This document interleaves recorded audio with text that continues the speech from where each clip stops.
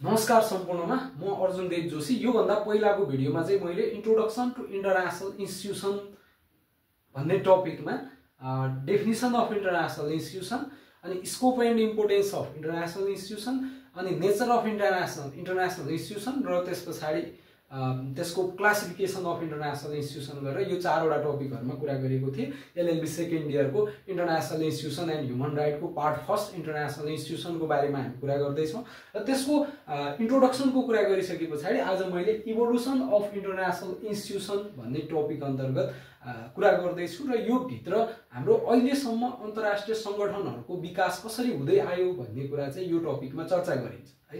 समग्र इतिहासदेखि लिएर अहिलेसम्म चाहिँ अन्तर्राष्ट्रिय संगठनको विकास कसरी हुँदै आयो भनेर यसको जराबाट अहिलेसम्मको अवस्था के छ भनेर इन्टरनेशनल इन्स्टिट्युसनको इभोल्युसनको हामी कुरा गर्छौं र यो इभोल्युसनको कुरा गर्दाखेरि चाहिँ हामीले यो भन्दा पहिला पनि मैले भनिसके राजदूतहरूले चाहिँ अन्तर्राष्ट्रिय सबै समस्याहरूको समाधान गर्न नसके पछाडी एउटा अन्तर्राष्ट्रिय संगठनको आवश्यकता महसुस भयो र त्यो आवश्यकता महसुस भइसकेपछि विभिन्न समयमा विभिन्न प्रयासहरू अन्तर्राष्ट्रिय संगठनको स्थापनाका लागि भएका छन् भन्ने कुरा भयो र त्यो अन्तर्राष्ट्रिय संगठनहरूको स्थापना गर्ने प्रयासहरू हुने क्रममा सबैभन्दा पहिलो प्रयासको रूपमा हामीले आज चाहिँ वेस्टफालिया कन्फरेन्स 1648 अब यो प्रयास भन्दा पनि एउटा कन्फरेन्स हो। यो यसले चाहिँ कुनै अन्तर्राष्ट्रिय संगठनको स्थापना त गर्न सकेको छैन, तर अन्तर्राष्ट्रिय संगठनको स्थापनाका लागि यसको जगमा टेकेर पछि अरु पनि प्रयासहरू भएको र तिनै प्रयासहरूलाई निरन्तरता दिएर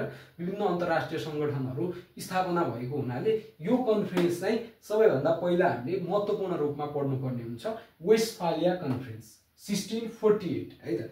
वेस्टफालिया कन्फरेन्स 1648 के हो भन्ने कुरा हामीले बुझ्नु भन्दा पहिला यो किन भएको थियो भन्ने कुरामा जानुपर्ने हुन्छ। किन भन्दाखेरि वेस्टफालिया कन्फरेन्स 1648 चाहिँ त्यतिखेर युरोपमा चलेको 30 वर्ष लामो युद्धलाई रोक्नका लागि वेस्टफालिया कन्फरेन्सको आयोजना गरिएको थियो। 30 इयर्स वार जुन युरोपमा चलेको थियो त्यो वारलाई रोक्नको लागि चाहिँ यो वेस्टफालिया कन्फरेन्स गरिएको थियो भन्ने कुरा हामी पाउँछौं र त्यो 30 वर्ष लामो युद्धलाई हामीले अलिकति फर्केर हेर्नुपर्ने हुन्छ। त्यसका लागि चाहिँ हामीले यो 1648 को वेस्टफालिया कन्फरेन्स भन्दा 100 वर्ष पहिलादेखि नै केही कुराहरुलाई ऐतिहासिक घटनाक्रमहरुलाई हामीले हेर्नुपर्ने हुन्छ है त। अब 1648 भन्दा झन्डै 100 वर्ष अगाडि भनेको पनि 16औं शताब्दीको सुरुवात पूर्वार्धको समयहरु हो। यो समूहलाई यो समयलाई चाहिँ हामीले वर्ल्ड हिस्ट्रीमा पढ्दाखेरि रिनासान्स एज भनेर अथवा रिनासान्स एरा भनेर पनि पढ्ने गर्छौं। किन भन्दाखेरि यो समयमा ह्युमन कन्ससनेसमा मानवीय चेतनामा एउटा ठूलो सुधार र क्रान्तिकारी परिवर्तन आएको छ। मान्छेहरु पहिला जसरी अरूको अधीनमा बस्थे त्यसरी अधीनमा नबस्ने भएका छन्, चेतनाको स्तरमा सुधार आएको छ। त्यसकारण हामी के भन्छौं त यसलाई चाहिँ रिनासान्स एरा पनि भन्ने गर्दछौं है त। अब यो 30 वर्ष लामो युद्ध के हो र त्यो 30 वर्ष लामो युद्ध कहिलेदेखि कहिलेसम्म चल्यो र त्यो भन्दा पहिला युरोपको अवस्था के थियो भन्ने कुरा हामी त्यहाँसम्म पुग्न पर्ने हुन्छ। र 30 वर्ष लामो युद्ध चाहिँ हाम्रो 1618 मे 23 देखि 1648 अक्टोबर 24 यानी कि यो वेस्टफालिया कन्फरेन्स भएकै डेटसम्म चाहिँ चलेको थियो। यसलाई 30 वर्षसम्म चलेको हुनाले 30 वर्ष युद्ध भनेर हामीले भन्छौं है। त्यो कसको बीचमा भएको थियो त क्याथोलिक लीग र प्रोटेस्टेन्ट युनियनको बीचमा भएको थियो। त्यसलाई हामी क्याथोलिकहरुलाई चाहिँ इम्पेरियल अलायन्स र यसलाई एन्टी इम्पेरियल अलायन्स पनि भन्ने गर्दछौं है त।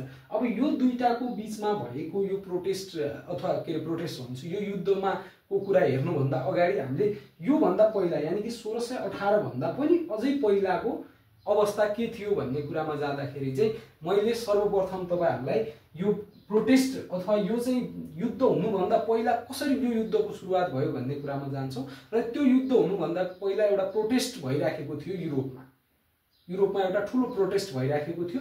त्यो प्रोटेस्ट चाहिँ कसले सुरु गरेका थिए त भन्दाखेरि हाउ प्रोटेस्ट वाज स्टार्टेड भनेर मैले यहाँ लेखेको छु र त्यो चाहिँ मार्टिन लुथर भन्ने एकजना मान्छेले चाहिँ त्यो प्रोटेस्टको चाहिँ सुरुवात गरेका थिए। कहिले त भन्दाखेरि 31 अक्टोबर 1517 मा चाहिँ यो प्रोटेस्टको सुरुवात भएको छ के। त्यहाँबाट चाहिँ हाम्रो यो वेस्टफालियासम्म आउँदा अथवा वेस्टफालियासम्म आइपुग्दा यो 30 वर्ष युद्धको पनि सुरुवात चाहिँ यहाँबाट भएको पाइन्छ। 31 अक्टोबर 1517 मा चाहिँ कसले त भन्दा मार्टिन लुथर भन्ने मान्छेले चाहिँ एउटा प्रोटेस्ट सुरु गरे र त्यो प्रोटेस्टमा चाहिँ छोटो समयमा नै धेरै ठूलो पब्लिक सपोर्ट भएको पाइन्छ।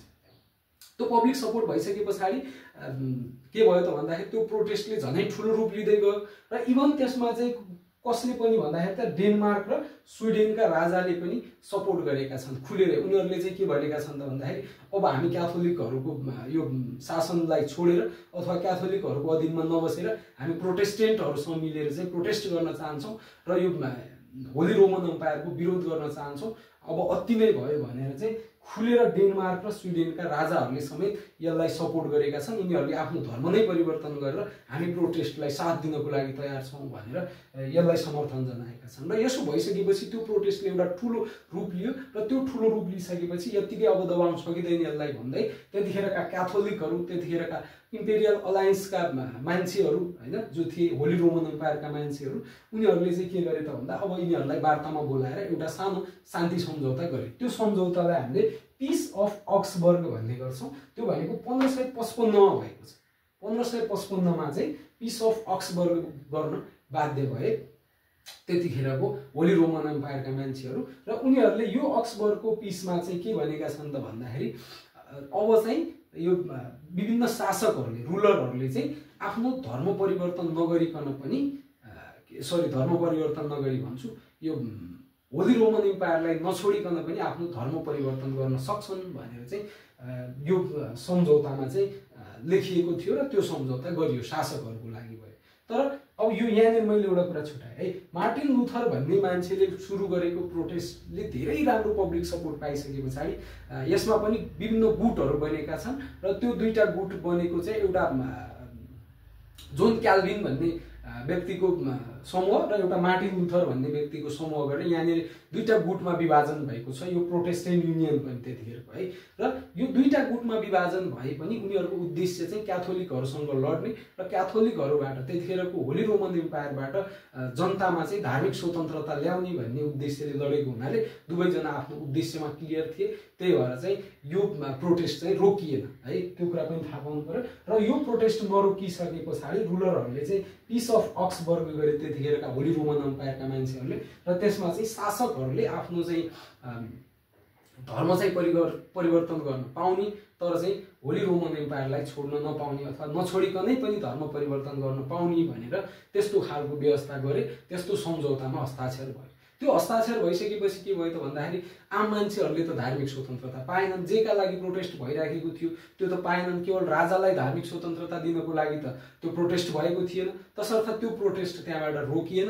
अझै त्यो प्रोटेस्ट त राजाहरूको समेत विरुद्धमा, अब त्यो पहिला होली रोमन एम्पायर र पब्लिकको बिचमा थियो भने अब किङ र पब्लिकको बिचमा जस्तो देखियो क्या त्यहाँनिर।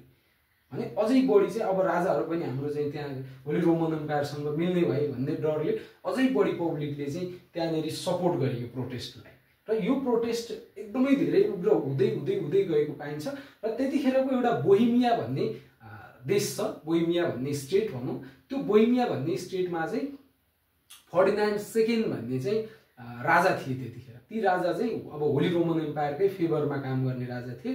तर त्यो बोहेमियामा चाहिँ प्रोटेस्टेन्टहरूको धेरै राम्रो प्रभाव थियो क्या। त्यतिखेरको प्रोटेस्टेन्टहरूको धेरै राम्रो प्रभाव भएको ठाउँ थियो बोहेमिया भन्ने। र त्यो बोहेमियाका राजालाई चाहिँ फर्डिनान्ड सेकेन्डलाई यो अब यो युद्ध चल्दै चल्दै गयो, यो प्रोटेस्ट एकदमै बढ्दै गए पछाडि 1618 को मे 23 को दिन है, मे 23 को दिन चाहिँ त्यो राजालाई चाहिँ त्यहाँबाट प्रोटेस्टेन्टहरूले चाहिँ दरबारमै छिरेर दरबारबाट निकालिदिए है। राजालाई बर्खास्त गरेर दरबारबाट निकाले। कसलाई त भन्दा बोहेमियाका राजा फर्डिनान्ड सेकेन्डलाई है। बोहेमियाका राजा कसलाई त फर्डिनान्ड सेकेन्डलाई, बोहेमिया भन्ने देशका राजा फर्डिनान्ड सेकेन्डलाई चाहिँ त्यहाँ दरबारबाट निकालिदिए है। बोहेमियाका राजालाई यहाँ कसले निकाले त भन्दाखेरि प्रोटेस्टेन्ट युनियनले चाहिँ निकालेर दरबारबाट पठाइदिए। र त्यो भइसकेपछि ती बोहेमियाका राजा फर्डिनान्ड सेकेन्डले दरबार छोडेर गइसके पछाडि पनि फेरि त्यहाँ चाहिँ यो प्रोटेस्टेन्टहरू थिए, त्यहाँ कब्जा गर्नको लागि दुईजना आफ्ना गभर्नरहरू, दुईजना मान्छेहरू त्यहाँ पठाए। र ती मान्छेहरूलाई प्रोटेस्टेन्ट युनियन, अब त्यतिखेर त एकदमै उग्र आवेगमा थिए प्रोटेस्टेन्टहरू, र तिनीहरूले चाहिँ त्यसको त्यो दरबारको माथिल्लो तलाबाट तल जमिनमा पछारिदिए, भुइँमा फालिदिए पछाडि अब चाहिँ क्याथोलिक लिग अथवा त्यतिखेरको इम्पेरियल अलायन्स अथवा होली रोमन एम्पायर पनि एकदमै रिसायो। त्यतिखेरसम्म त अब सामान्य रूपमा दबाउन सकिएला भन्ने हिसाबले लिइरहेको थियो। अब चाहिँ किनभने होली रोमन एम्पायर भनेको त समग्र युरोपका कन्ट्रीहरूलाई चलाउने एम्पायर थियो, सानोतिनो त त्यो होइन हैन। त्यति भइसके पछाडि अब बोहेमियाको फर्डिनान्ड सेकेन्ड भनेको त्यतिखेरको होली रोमन एम्पायरकै त्यो क्याथोलिकहरूकै मान्छे थियो। उसलाई चाहिँ त्यसरी त्यसका गभर्नरहरूलाई पनि फालिसकेपछि औपचारिक रूपमा 1618 मे 23 मा चाहिँ यो 30 इयर्स वारको सुरुवात भयो। र यो 30 इयरको वारको सुरु भइसके पछाडि क्याथोलिक लिग यानि कि इम्पेरियल अलायन्स र हाम्रो प्रोटेस्टेन्ट युनियन यानि कि एन्टी इम्पेरियल अलायन्सको बीचमा यो युद्ध भएको पाइन्छ।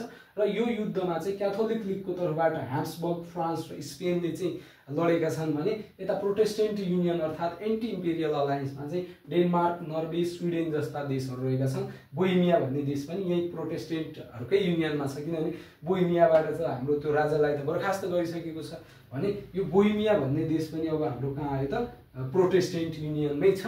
र प्रोटेस्टेन्ट युनियनमा यी लगायत अरू थुप्रै देशहरू युरोपका ले चाहिँ युद्ध गरे र यिनीहरूको बीचमा 30 वर्षसम्म लामो युद्ध चल्यो। र यो 30 वर्ष लामो युद्धलाई पनि हामीले 1635 भन्दा अगाडिको समयको युद्धलाई सिभिल वारको रूपमा बुझ्छौँ भने 1635 भन्दा पछाडिको समयलाई अझै यसको वार चाहिँ पिकमा पुगेको समय भयो हुनाले फर्मल वारको रूपमा पनि कतै कतै भन्ने गरेको छ। तर समग्रमा चाहिँ यो 30 वर्षकै वार भनेको फर्मल वार नै हो, किन भन्दा 30 वर्षभन्दा पहिला त अझ पहिला पनि वार नै थियो, तर यो 30 वर्षको वार चाहिँ फर्मल वार नै थियो।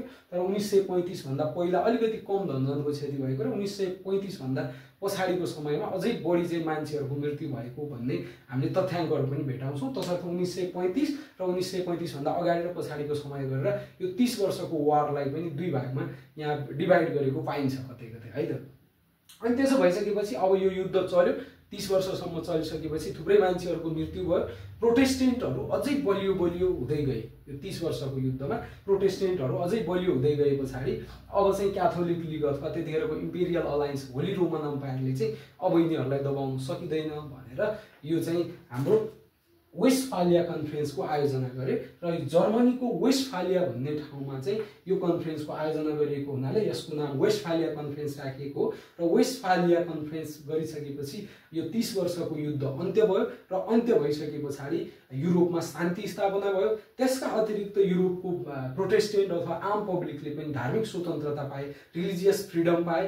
त्यसका साथसाथै फ्रान्स, त्यसपछि यो फ्रान्स चाहिँ नयाँ शक्तिको रूपमा उदायो। स्पेनबाट केही देशहरूले चाहिँ इन्डिपेन्डेन्स पाए, स्पेनको कोलोनाइजेसनमा रहेका देशहरूले इन्डिपेन्डेन्स पाए, नेदरल्यान्ड लगायतका देशहरू छन् त्यहाँ। अनि त्यस पछाडि हाम्रो होली रोमन एम्पायरबाट पनि केही देशहरू मुक्त भए र यसरी चाहिँ एक किसिमको पावर ब्यालेन्स भयो युरोपमा र शान्ति स्थापना भयो भनेर हामीले यो वेस्टफालिया कन्फरेन्सलाई चाहिँ यो इभोल्युसन अफ इन्टरनेसनल इन्स्टिट्युसनमा सबैभन्दा महत्त्वपूर्ण खुड्किलोको रूपमा लिने गर्दछौँ। किन भन्दा युरोपमा चलेको एउटा ठुलो युद्धको चाहिँ यो कन्फरेन्सले चाहिँ समाधान गरेको हुनाले वेस्टफालिया कन्फरेन्स चाहिँ हाम्रो इन्टरनेसनल इन्स्टिट्युसनमा धेरै ठुलो महत्त्वपूर्ण कन्फरेन्स हो भनेर हामीले बुझ्नुपर्छ है त। हस्।